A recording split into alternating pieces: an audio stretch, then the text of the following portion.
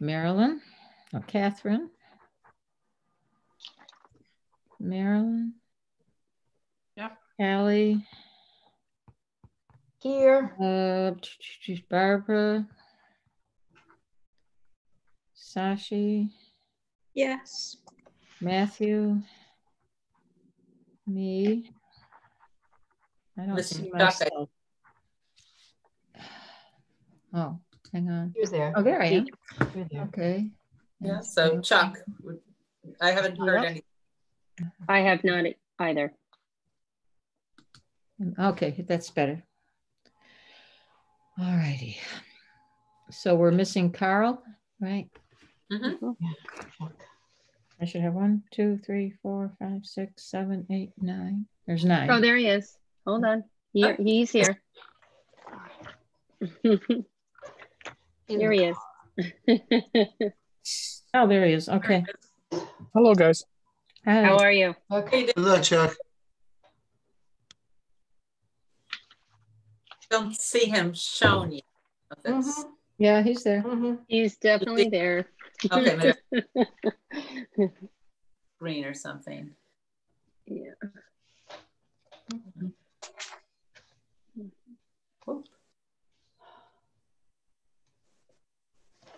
No, don't see him, but that's okay.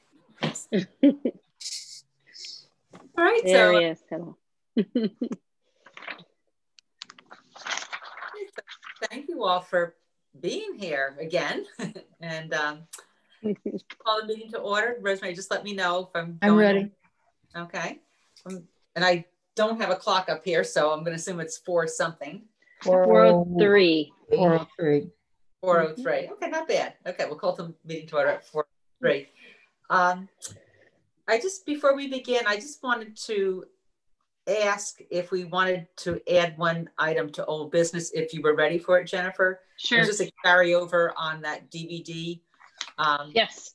renewal policy. I didn't see it show up, but I think you were going to talk with the other libraries and see if we want to do something global or go out on the only thing I have to quickly I have to wait on is we're losing 2 of our directors on the other library panels. So you know, not to say that they didn't want to talk about or discuss something of that nature, but we have like 3 other things that are kind of taking precedence over that at the moment.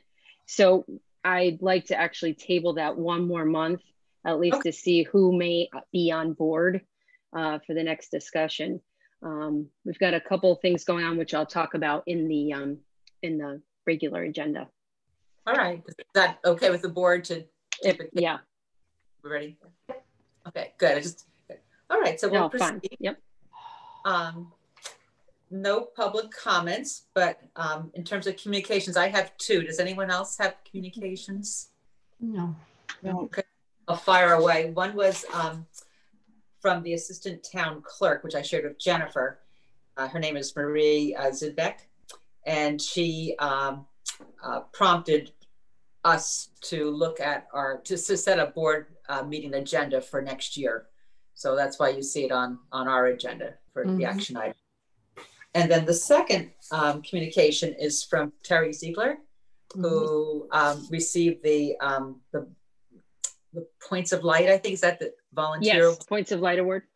Yes, yes. And I had said at the last meeting I would send her a acknowledgement card of that, congratulations card. So if I could just read her short note. It's, Dear Mrs. Shaw, thank you for your kind words. However, we have to remember Sandra Day O'Connor's words, quote, "We don't accomplish anything in this world alone. If not for the awesome staff at my Groton Public Library, none of this service would be possible. Their lights have been burning brightly for many years. What a fine group of people. Thank you again for recognizing me. One light, dearly, Marlene Terry Ziegler." So really, and what a wonderful, I don't know the woman, but I like her. What a wonderful way to express her appreciation by putting it back on the the wonderful Groton Public Library staff. So that's very kind of her. She's a force to be reckoned with. She's just an amazing person, so dedicated. In fact, it's kind of amusing because, you know, when she does homebound delivery, for example, I mean, she's not getting, I mean, when we say volunteer, I mean, she's driving her car, she's delivering to all of these places. And then on top of everything else, she connects with these people on a level that's just amazing. They're like her friends. She even goes, you know, when there's situations where we have passings of people that have used the homebound program, you know, she donates books in their memory. And it's just an amazing thing. Like, she comes full circle. It's not just, you know, a delivery service. It's truly a passion of hers, and people just love her. So I can't say enough about Terry. But what I'd like to do, Jennifer, is either drop this off at the library or mail to you so you can share it with your staff. I would love to. Thank you. But it's something that really complements them as well. And that's wonderful. Okay, so I will definitely share that. Sure. Yeah. Make sure you get that. Okay. So our next item is approval of minutes. Would someone like to make a motion to approve the minutes of the September 16th meeting? So moved. A second. Thank you. So it was Barbara and Matthew. Matthew. Okay. Okay, we received those in the packet. I'll take just a moment to look at them. If there's any additions, corrections, changes, please just speak up. Are you talking about the statistics? No, the minutes. Oh, the minutes. I'm sorry. I'm just curious, did we fill the vacancy for the library aide position? No, when we have opportunities, they usually take a little while. There's a lot of, you know, you have to put it through the town, they have to approve it, then it has to go to, you know, out into the world, get posted. So no, it has not been posted just yet. We had to make some modifications due to the what would you call it? The increase in pay due to the minimum wage. So we've had to make some modifications on that. And we're looking at, with some of the part-time staff on circulation, we have an exam that they have to do during the interview process. And we're looking at reviewing and changing it a bit because it's a little outdated. So I'm hopeful that it will be within the next month, next couple weeks at least, because we definitely need to fill this part-time position, because there has been some conversations that one of our, you know, a couple of our staff members may either get full-time work or they may basically retire their position. So we really do need this person to, this position to be filled. So you'll be hearing about that hopefully within the next meeting. Should we lose 2 people to retirement, hypothetically? Do you Sure. have the authority to hire short-term interim people? I don't know about short-term. We usually just, you know, hire. I mean, we do have volunteers that can assist in very, very small ways. But it's been the process of just, you know, going through the hiring process as long as it's in the budget, which this position definitely is. It's actually a vacancy. It's not an additional. But if those other ones, at least if we had one other person at 18 hours, we could, you know, juggle the responsibilities a bit until we completely filled retirement positions. So, yes. Are we in any jeopardy of having the hiring freeze and not being able to fill the position and getting closer to that budget time?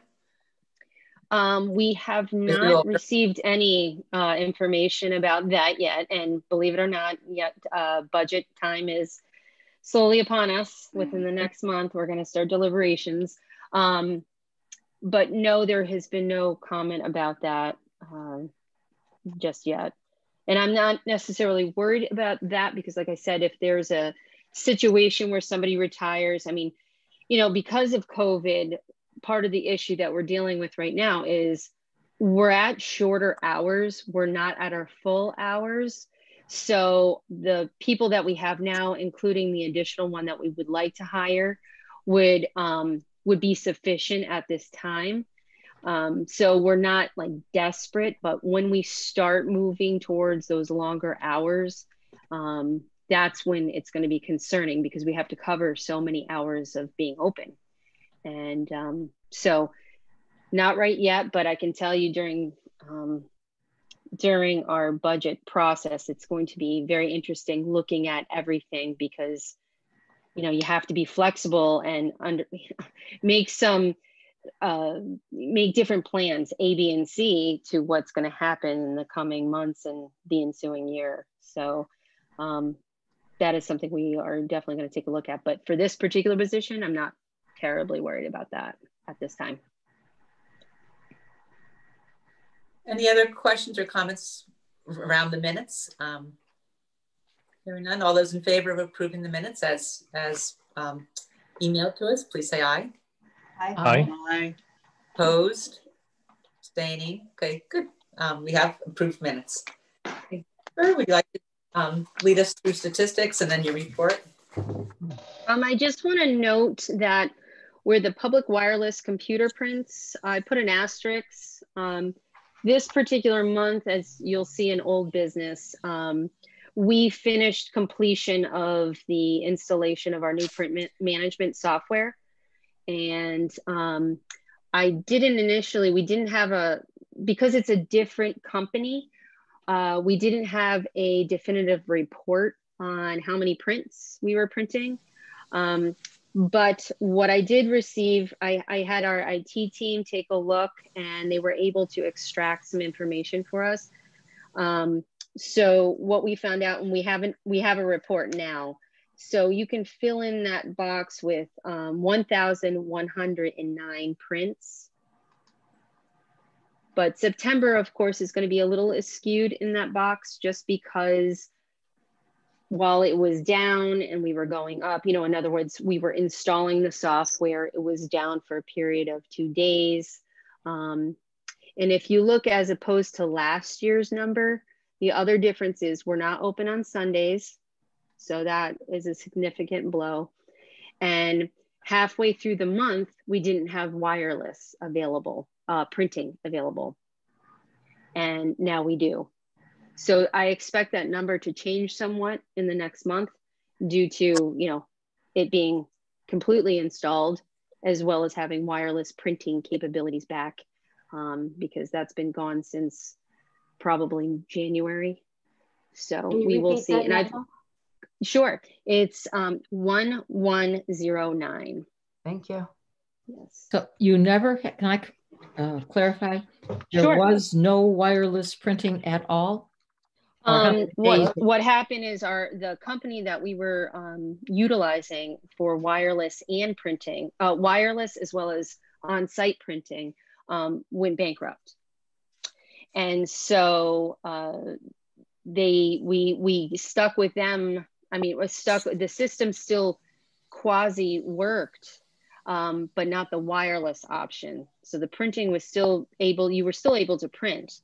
I don't know how they kept their system up, but we looked at other options to, you know, get a new system put in. Right. So you had no wireless printing. That is correct. No wireless. Since January, correct. These numbers seem a little astonishing in a good way. The circulation is, you know, not that far off from last year, despite people being home. I know. I have to tell you, I'm actually, I want to say, I almost wish that COVID didn't wreck this year, because one thing that we have done over the last couple years is we've really cleaned up our collection. We've taken a lot of things that had not been going out, or things that were not on the shelf, just things that were, you know, we really boosted our collection. We cleaned it up, got some new things, and kind of wanted to see the pattern by doing that, each section by cleaning it up, how our circulation, because, you know, we could say, no one judges a book by its cover, but Yes, I don't know if that's true. People like the new stuff. I mean, our highest circulating things are the new books, you know, within that new book section. And once they go to the back section, well, you know, it has its moments. So, you know, it would have been nice to see coming this year full circle what that would look like. However, during COVID, the first initial months that we were closed to the public, that is what we did. We just tore apart the collection. And what I mean by that is, you know, we went through, we inventoried, we assessed things that hadn't gone out in 10 years. So we really made the collection concise, even though we have a lot of materials. We concise, cleaned it up, added more things, and to see the reflection of it's not that off, that's really good too. I mean, in my mind's eye. So people are checking out. The new patron registration is also impressive. That's more than previous years. Absolutely. As well as, and we are seeing one interesting part to the new registrations, and they would probably be an adult or high school students. We're having more high school students. We're working very well with the school right now because we want them to access those digital resources that they may not have. So we, as you'll see in some of the business, you know, library activities, our teen librarian has been working very closely with the high school reading teacher who oversees the middle school as well as the high school. And that person, that teacher is an integral person because she's been encouraging and making it an assignment to go and get a library card from your public library to access digital resources. So we've seen more of an influx of students within the last month coming in or going online to our email me form is what we have to do online registration for library cards. So we are seeing that, and we're seeing more, obviously you can see, we're seeing more of our ebooks and audio being downloaded. And I think that attributes to some of that, you know, the library cards that the freshmen are getting from the public library cards. So, yeah. So yes, so, we are seeing an increase. Jennifer, you said that you are trying to sort of get rid of some of the older books during the shutdown period. Are they the ones which are now in that back room where you have this private sale, as you call it? Sure. So we couldn't fit everything in there. There was a lot of books. So the cream of the crop, the really, you know, nicer books and audio materials we have put in for our private sales, the Friends private sales. And then some of them were recycled appropriately with a book vendor. And then some we actually distributed to the schools. Some we've also earmarked for our summer camps, which even though they were very limited this year, we actually moved them off site to the community center. And so whether they have them in storage for next year, but we have a huge bookcase full of items for both parents and children alike at the community center. And of course, we always try to fill all of our book nooks around the area. So we try to distribute them appropriately.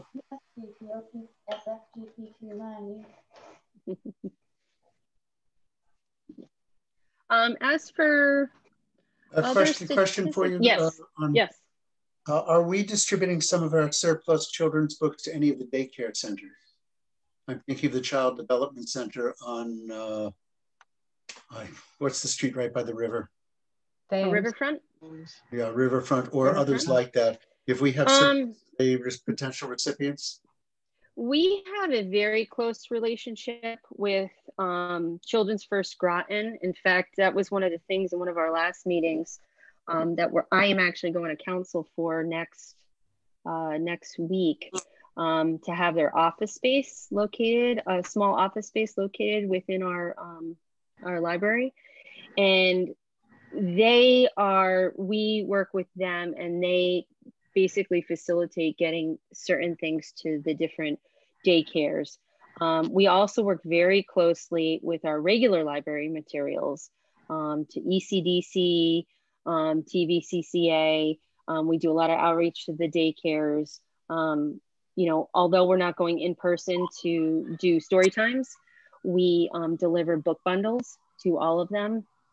And our children's librarians have a very good relationship with a lot of those organizations, as well as, you know, doing programming with them. So yes, they do get books. In fact, most of them participate. In fact, they were probably one of our better ones to participate in our summer reading program. And we delivered even the incentive prizes to them. So yes, to answer your question, we do a lot, either by giving books, donating books, or bringing library books in book bundles to borrow. Any other questions? Yeah.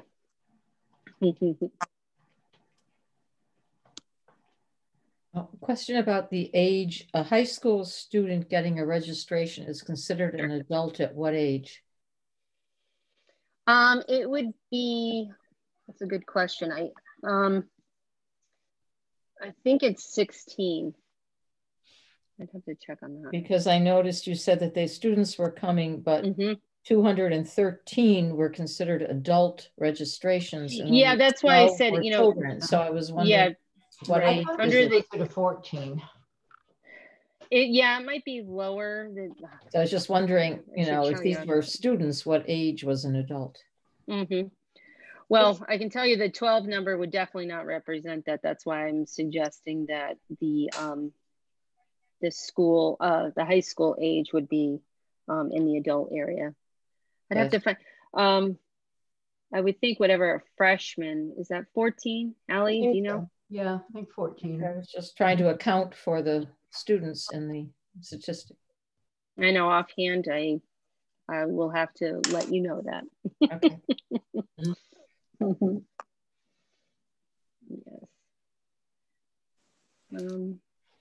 The only other thing I wanted to say is about recorded views. It looks kind of low, but again, I told you that's a little strange, because if we had any programs in the middle of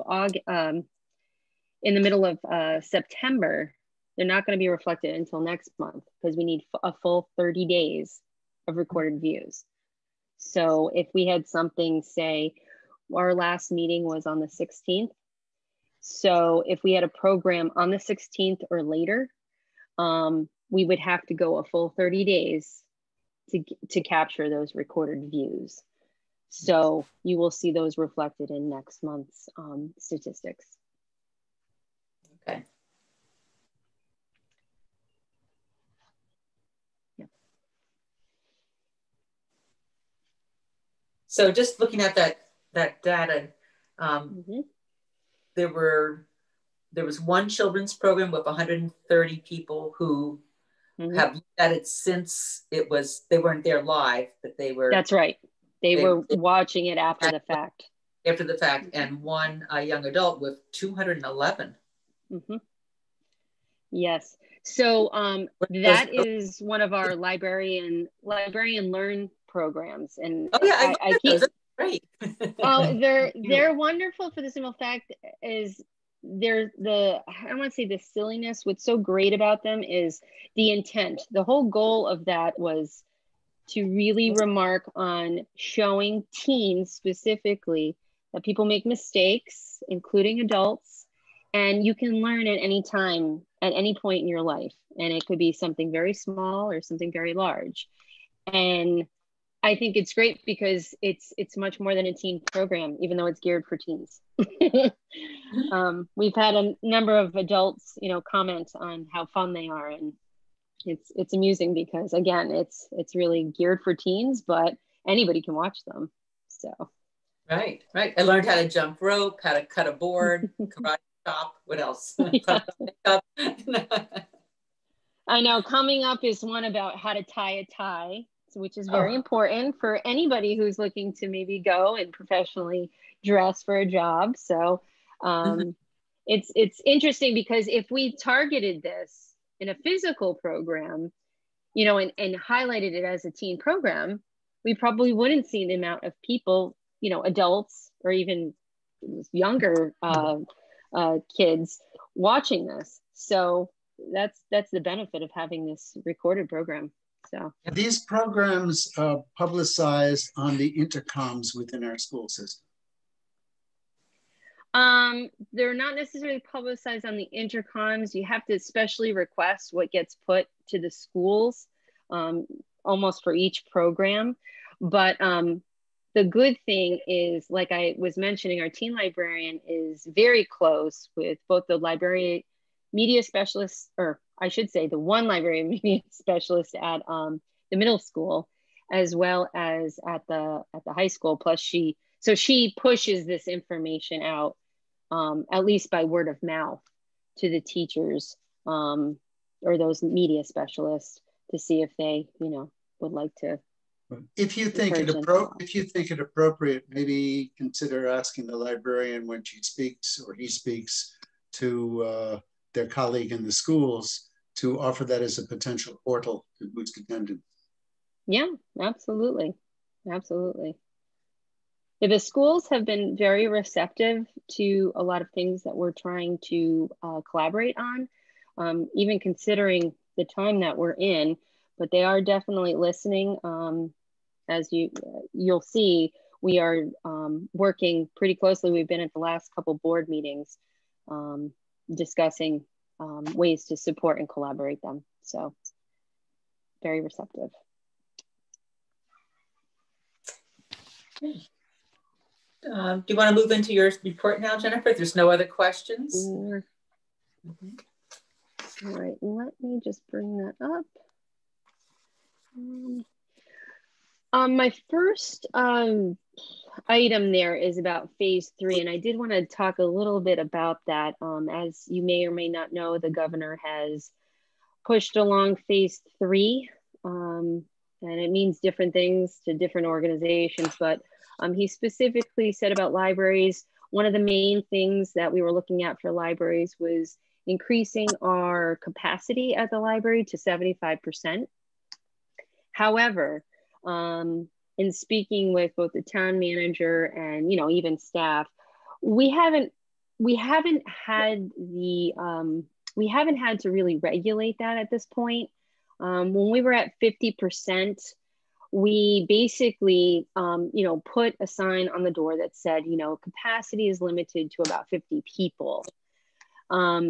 We didn't get very stringent and count people because, one, we have a very large library and there's more space available, and our computers are socially distanced, and there's just ample space.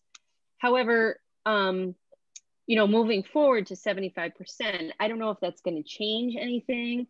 If we have to, we will start looking at it. If we start seeing a super increase, if we're seeing it busier than ever. But most people we've recognized are coming in, they're picking up their items. They may even be browsing, but they're browsing and leaving. They're not hanging around all day. We've kept our 1 hour computer limits pretty well. We've had some go over a couple minutes, even by 20 minutes, but they leave. So we haven't had to really be, too strict, but we'll have to see how that goes, considering now, even though we've talked about phase 3, we have seen obviously red alerts in different towns, schools shutting down here and there. So phase 3 should be taken with a grain of salt at this point. We've added more hours on Saturday, but we haven't changed anything else. Our meeting rooms are still closed. Our hours are still pretty much the same. And I do know the other libraries in town are also following a similar protocol. So it's really based on flexibility and what the next day is going to bring us. And, if there's word from Ledgelight or, the governor or even the town manager, we may have to relook at that. So just wanted to bring that up because that's one thing that people keep asking us is, what's phase 3 mean? And, can you open up your meeting rooms so we can do study? And we're still very wary of the sit down and study for 4 hours at a time. We really want people to still recognize that you're coming in, you're picking up your items, doing some library business, and then leaving. So I don't know if anybody has any questions about phase 3. What about, I saw, I think in your report, sure, that your first live program, will programs be so it depends. Are you on phase 3? Yeah. I can tell you what phase 3 means right now, as of today. We can have programs outside still. When I say still is, you know, senior center has been doing some outdoor programs and things. Should it go into a red phase, or there's some issues and let's just say the council is concerned, we may have to take that back a bit, but we're primarily going to do most of our program virtually. If there's an opportunity to do something outside, like our painting program, because we can distance, we will do so, because we can mask and everything. But other than that, it's really going to remain virtual for some time. But our painting program did do wonderful. People were very excited. We had registrations and times where they had to sign up. We did it all out in the back parking lot. We had everything distanced. Everybody wore masks, and everybody had a really good time. So we were thrilled by the feedback. So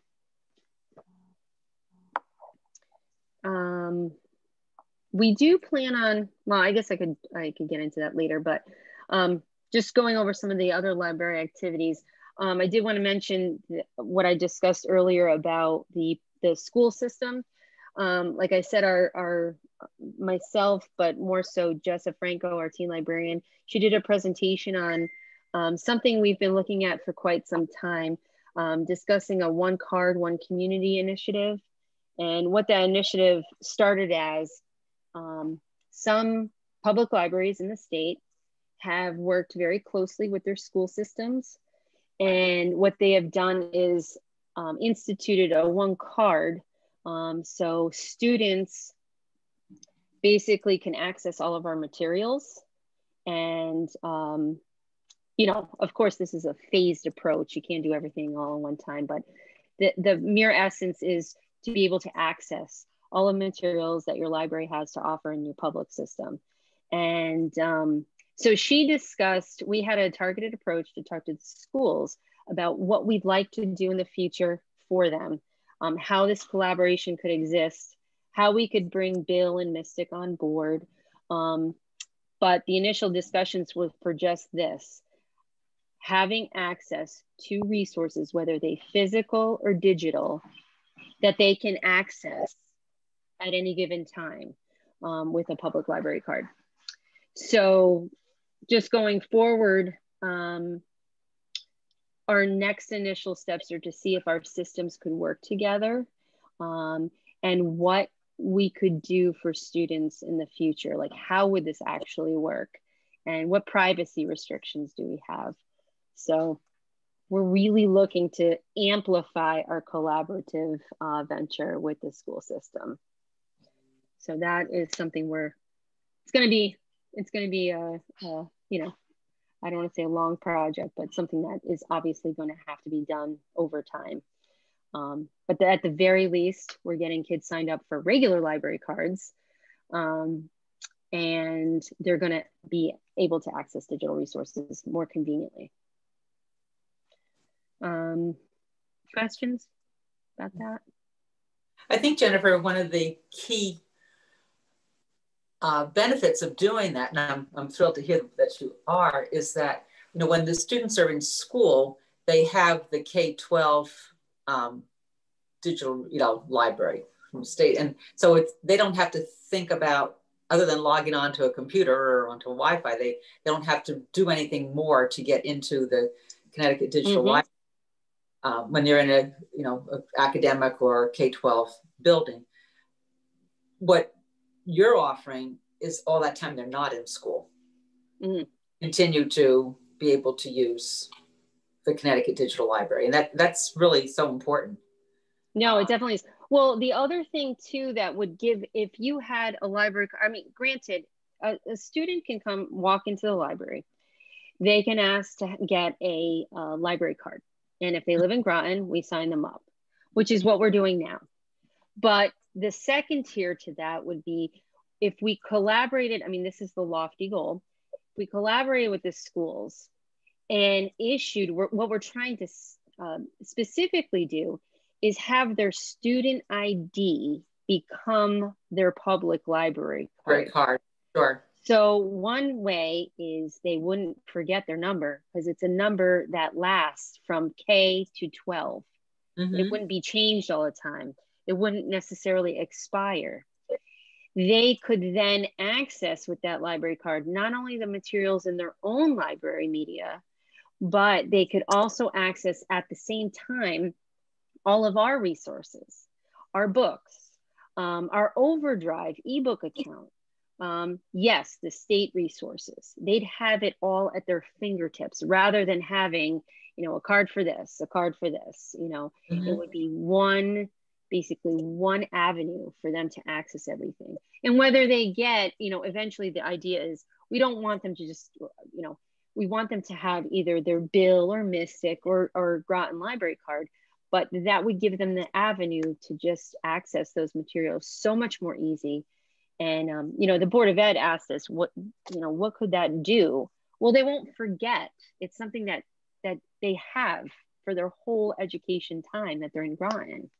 And I think it would behoove us, especially now, in order to access any of our Overdrive collections, they need to have, you know, the library card. They can't just walk up to a computer and just get on it. They actually need the card, that number, to get in.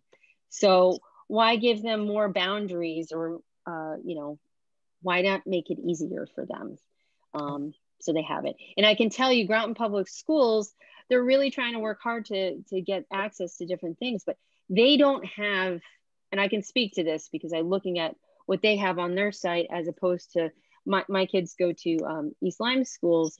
The digital resources are not as robust. And so we will give that to them. You know, the parents are paying for it anyway. So just trying to put it all together. So Jen, yes. Does that mean that this number, which would be their school ID, would work for all the libraries in our consortium? Well, those are the finite details because Bill and Mystic and ourselves are all on the same catalog. Right. We're going to try to find a way to make that work, whether it's using, you know, the first digits of the library card, like the 31255 for Groton or whatever, Mystic and Bill. We're looking at, those are the finite details that we got to get into, but it's really trying to sell the idea that one card will assist your students in so many more ways by just having that one card. It's a great idea.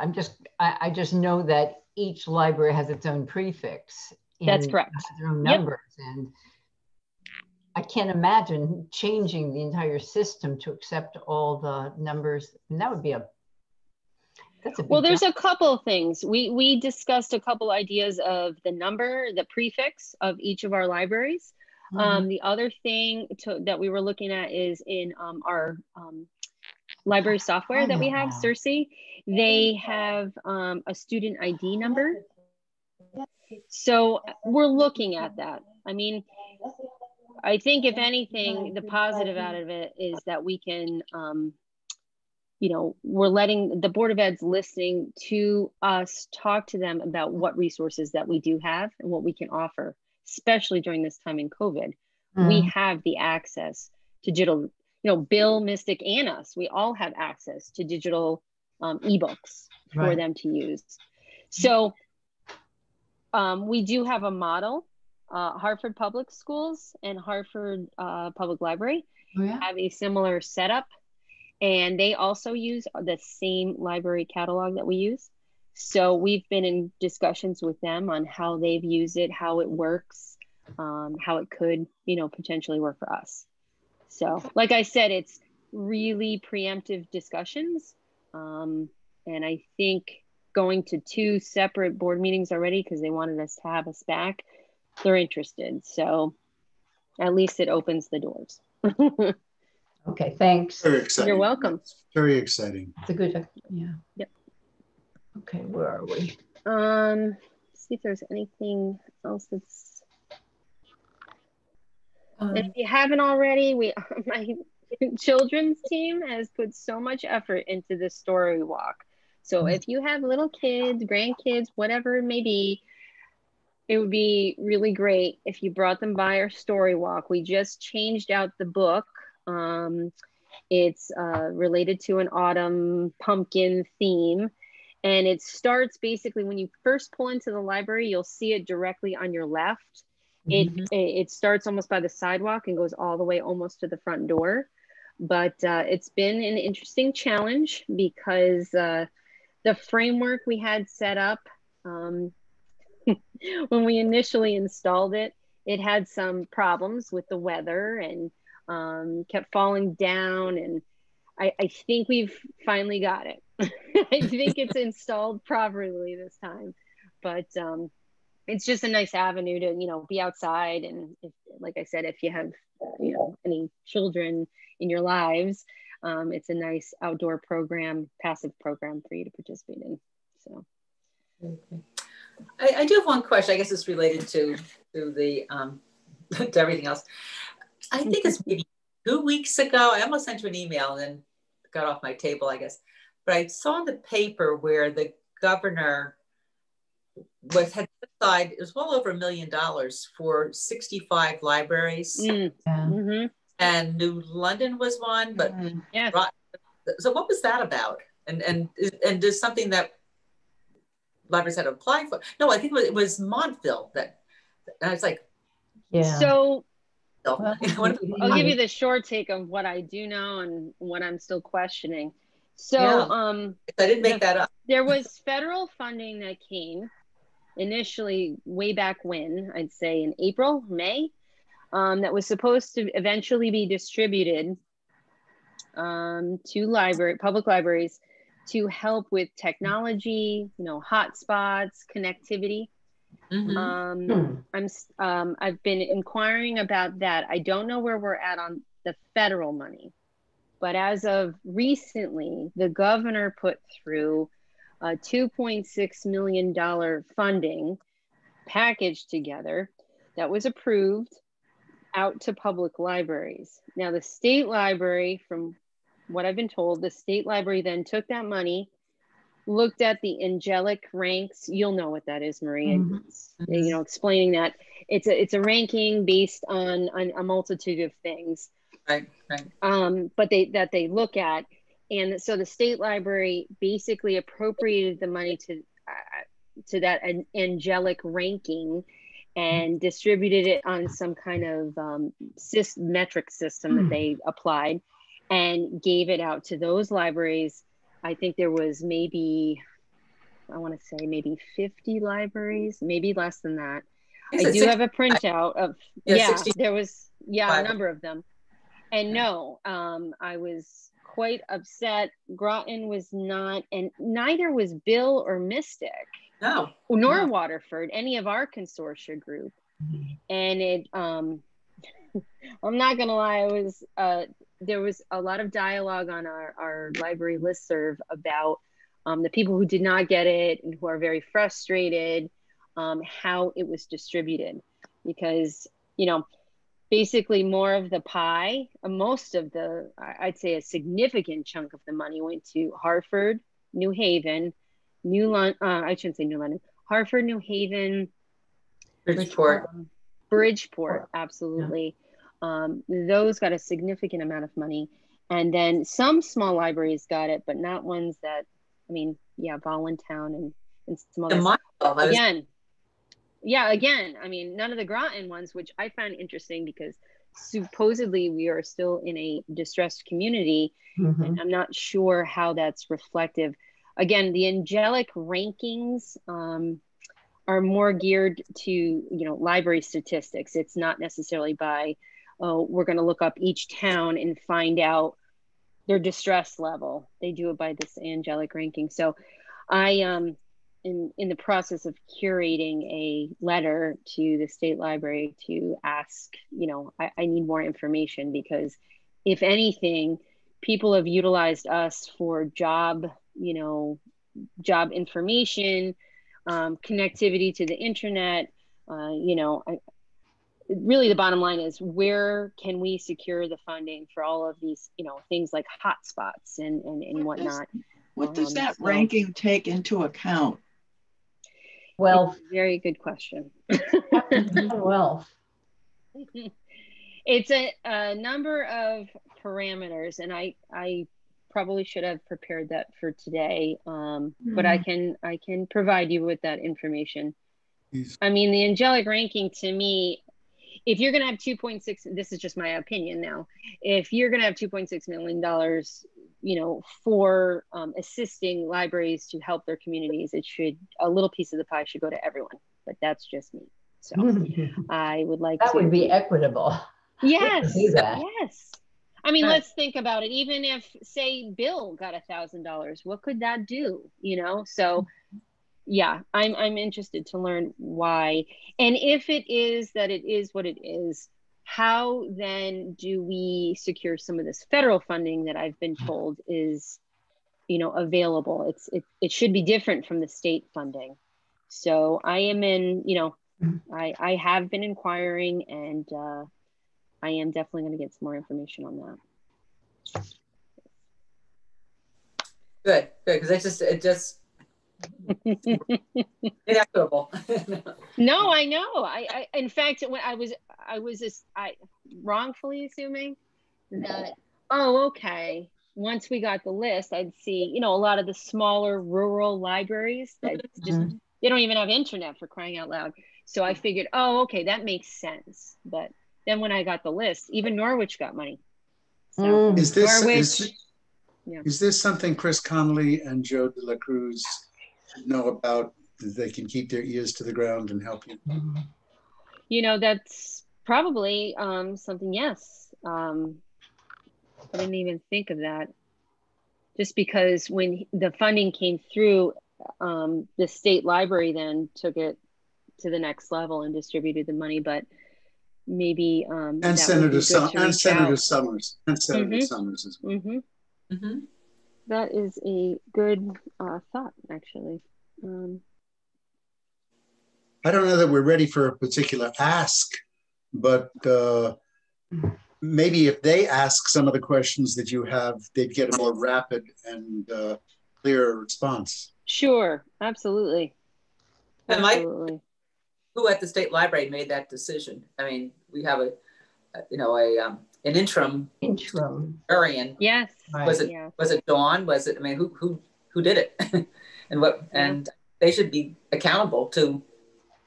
Yeah, absolutely. Whatever group or person made that decision should be accountable to all the libraries. Get David Collins on it. He can. Yeah. The insider's report. Exactly. Fishy things going on in Groton. Yeah, absolutely. Okay, well, thank you. It wasn't on your list, but I wanted to. It's fine. I'm glad you asked, because it's been, I'm not gonna lie, it's been a little thorn in my side.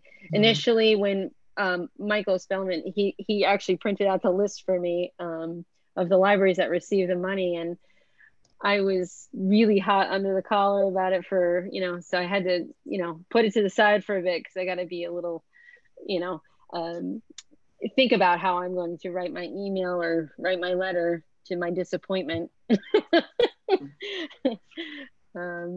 Yeah. But you said about 50 libraries got 2.5 million?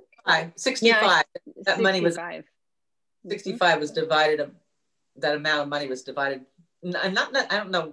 Again, there was a formula. Equally. Probably not equally. Not equally, but there was some good amounts of money in that. Yeah, at least 40,000 article. 40,000 per library.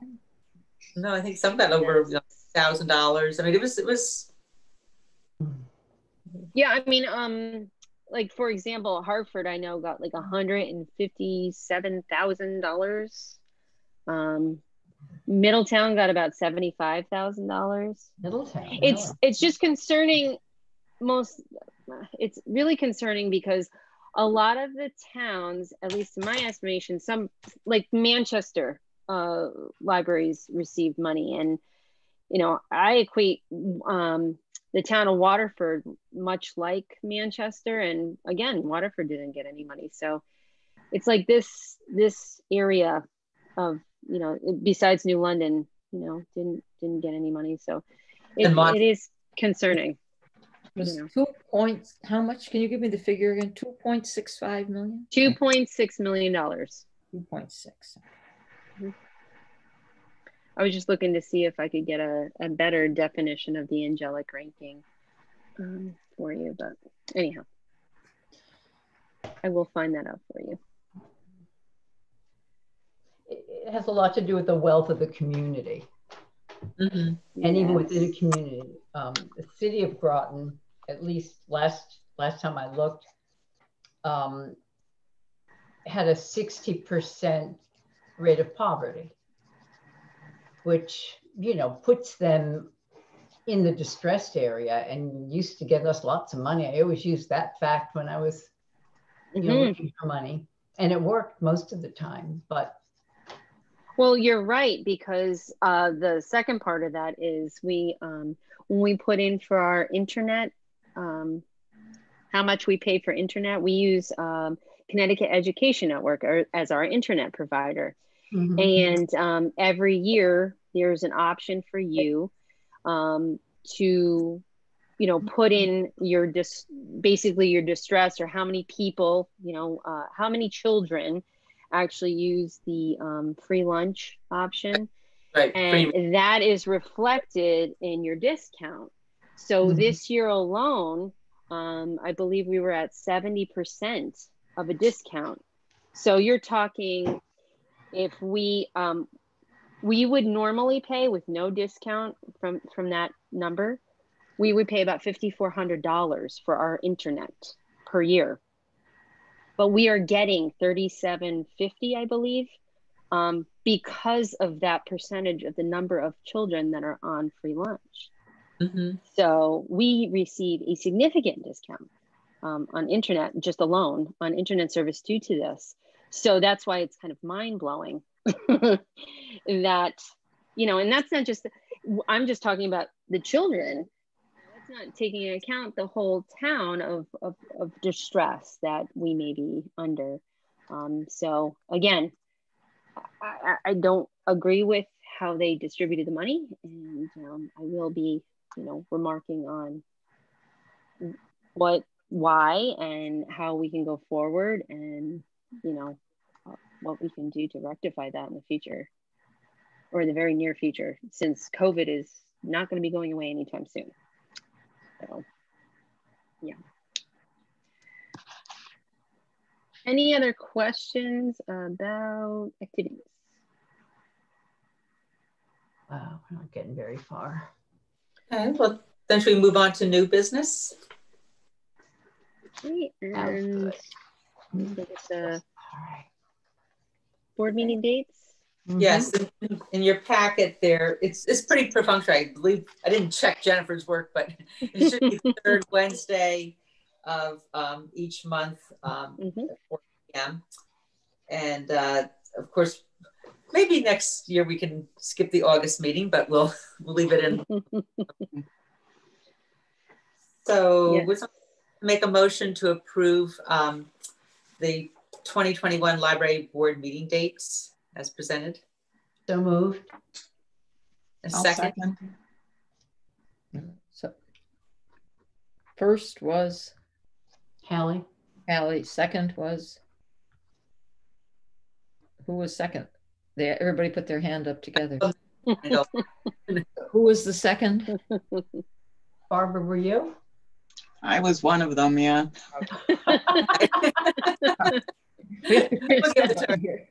Just raise your hand, right?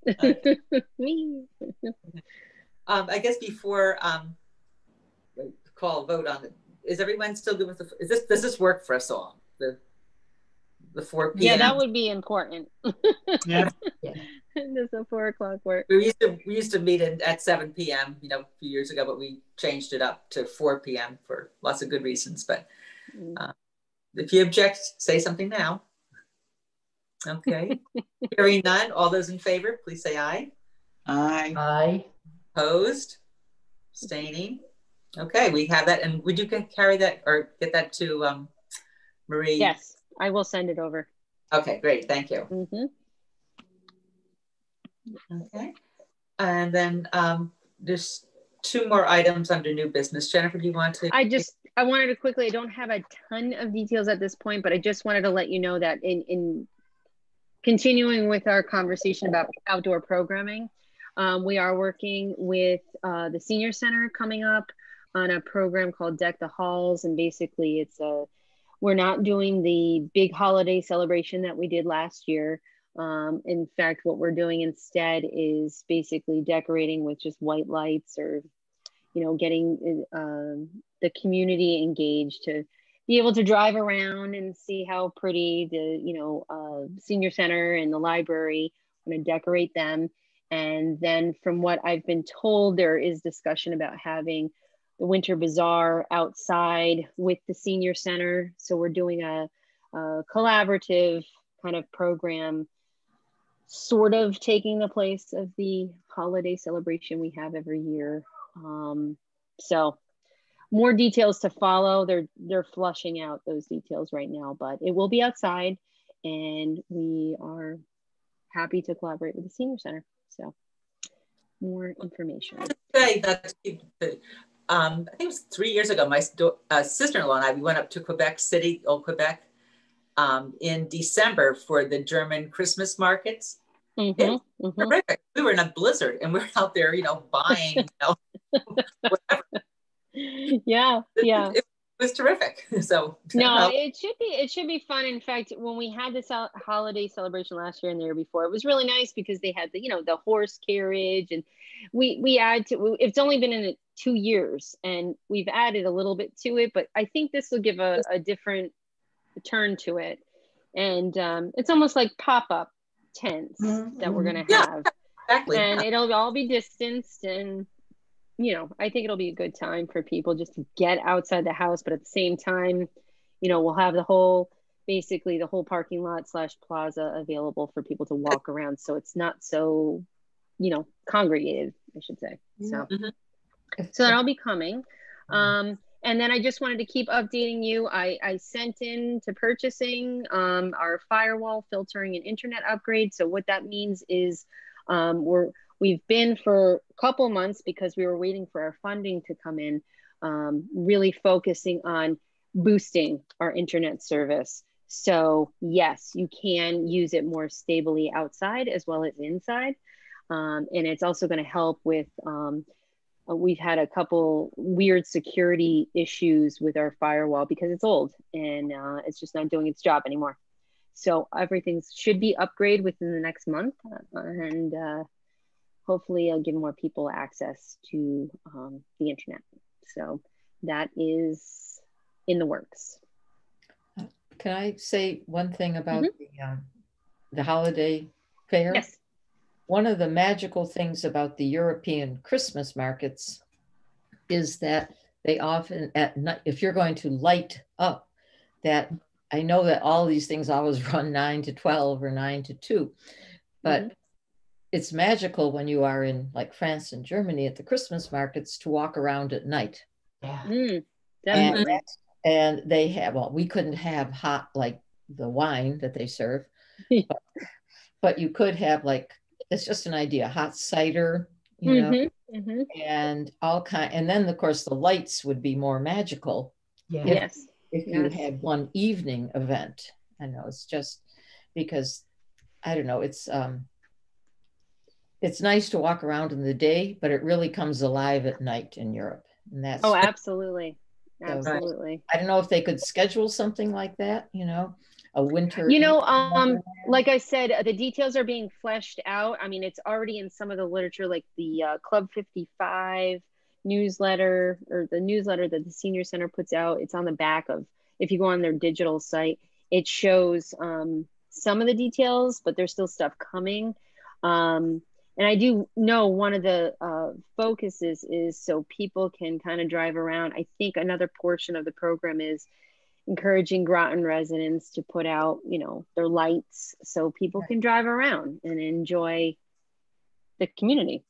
Because as you know, it's all about driving around now instead of being in person. So yeah, so again, they're adding to those things, and we definitely want, the last 2 years, the senior center had some white lights up, and we want to, you know, we want to have something too at the library. So. Let's see, Mac. I had a question. In seeing the deck the halls, a question came to my mind. More reflection of my still being very much in the coming up the speed phase. Do we, as a library, have special themes for Muslim holidays, Hindu holidays, other holidays that reflect the diversity of our community? Sure. Well, I do know that one thing, I mean, because we are undergoing a lot of diversity training and inclusivity, we're not limiting anything. So in other words, we are encouraging, when we say bazaar, we're not saying it's not a Christmas bazaar or anything. Anybody can participate. And when we say deck the halls, we're using that as a term, but we're not doing colored lights. We're not doing Santa. In fact, we're doing, the Grinch is going to make a special appearance because he's a literature-based cartoon character for the children. So it's all welcome. I would offer for your consideration that while it's certainly all welcome, I don't doubt that Grinch is with Christmas, Deck the Halls is with Christmas. It is framed in a secular language, but it communicates very clearly an individual holiday, which is great. But it is welcoming, but it is still separating. And the way I think we overcome this is not by suppressing the dominant holiday, but by, at different times of the year, I think the Muslims have 7 or 8 or 10 holidays. We have a Hindu population, we have a Buddhist population.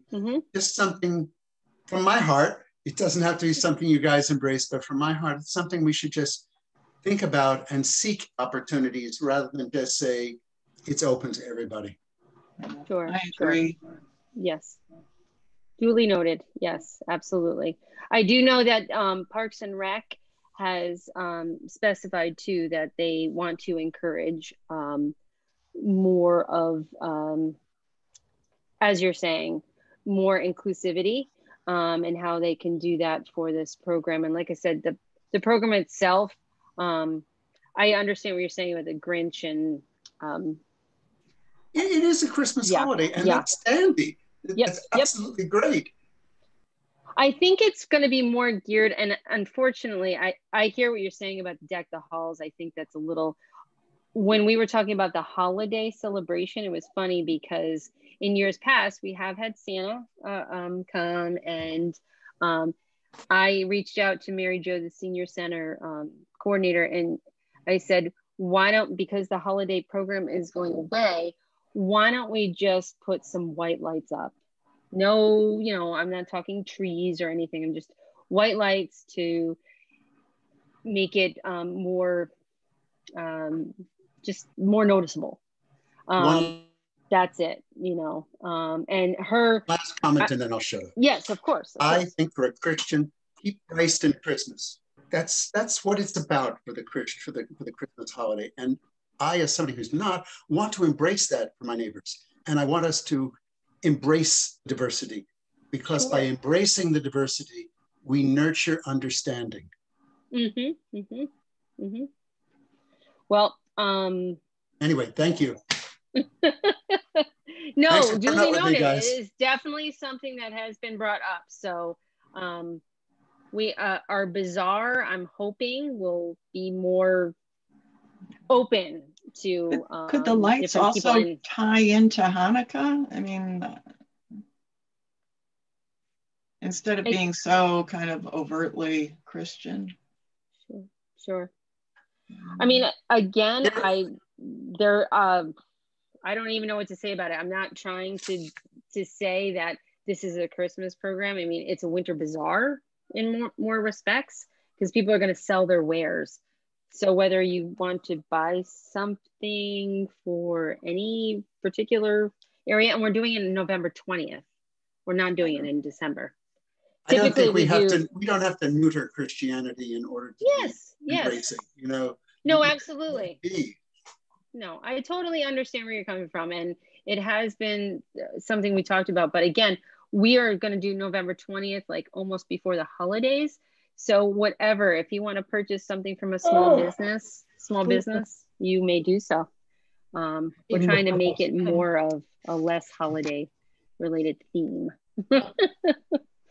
Maybe instead of deck the halls or whatever it is, it could be a welcome winter theme, you know. Yes, winter theme. Yep. Welcome winter, and then it's open to, you know. And we used to get around this, or not around this, but embrace these ideas when I worked down in Maryland. You know, Montgomery County was a huge, diverse population, and we would put in like all different festivals. We would highlight Diwali for the Indian festivals, and it was a festival of light. We actually researched which nations and which cultures celebrated light. So, you know, welcome winter, welcome light into our lives at all levels, you know. You could embrace everybody. Yeah. We have 14 months, and we have 14 months till the Christmas season next year to think about it. Anyway. This is not a crisis, okay, guys? It's not a crisis. No, but it's one that has come up already, so I understand where you're coming from. Okay, old business. I just wanted to tell everybody our fire alarm system is 100% good. It was having some issues, and now they've completely redone it. Everything's talking to each other. New system. We're good for 2020, thank goodness. And then like I already expressed, print management has been completed, so another major thing completed. So hopefully the public will benefit very well from that. So great. I'm kind of laughing because I'm thinking, what's this other thing we're supposed to be doing? It's my husband's printout on the back of my packet. He's been looking for it. Like, oh, okay. Okay, well, is there anything we didn't cover that just everyone's doing well, hopefully, families, and I don't know, we've been commenting with friends how fast time is going. Yeah, it is. We're not going anywhere, but time is moving along. It's just it certainly is, and that's one thing we talk about in just at the library on a continual basis is, you know, we think we're not doing stuff, and then we are, and it's going by, and I mean, we're going to be coming in budget season again. It's like mind blowing. Where did this year go?